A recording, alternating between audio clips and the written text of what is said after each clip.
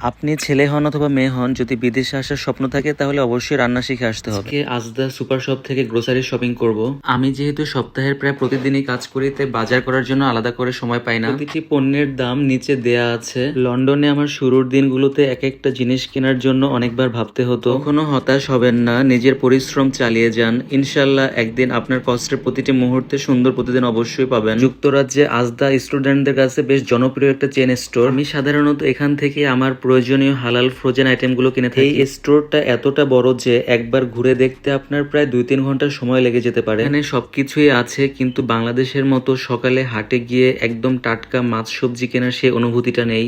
বলতে এখানে দুধের এত ভ্যারাইটি যে আপনি কনফিউজড হয়ে যাবেন। আপনি যদি বাংলাদেশি টাকায় এখানকার জিনিসপত্রের দাম হিসাব করেন তাহলে অনেকটাই বেশি মনে হবে। তবে এখানকার আয় এবং জীবনযাত্রার খরচের সঙ্গে তুলনা করলে এই দামগুলো আসলে বেশ সামঞ্জস্যপূর্ণ। এবার 4 কেজির পেঁয়াজ এবং 2 কেজির আলুর ব্যাগ নিয়ে নিলাম। আজ ধনেপাতা কিনতে এসে ছোট্ট একটা মজার ঘটনা ঘটলো। পার্সলি আর কোরিয়ান্ডার পাশাপাশি থাকায় আমি বুঝতে পারছিলাম না কোনটা কোনটি। পরে একজন পাকিস্তানি আন্টি এসে আমাকে সাহায্য করলেন। ফলের কালেকশন দেখে সত্যিই অবাক হতে হয়। পৃথিবীর বিভিন্ন দেশের এত ধরনের ফল এখানে আছে যে আপনার যা দরকার প্রায় সবই এক জায়গাতেই পেয়ে যাবেন। আমি আমার পছন্দের ফল অ্যাভোকাডো, চেরি আর ডোনাট পিচ নিয়ে নিলাম। আমার কাছে সব থেকে ভালো লেগেছে এখানে ছেলানো নারিকেলও পাওয়া যায় দেখে। বাংলাদেশের মতন পেঁপে এখানেও বেশ জনপ্রিয় একটি ফল। এত ফল দেখে মনে হচ্ছিল সবই নিয়ে যাই, কিন্তু সময়ের অভাবে আর খাওয়া হয় না। তো আজকের মতো আমার গ্রোসারি শপিং এখানেই শেষ।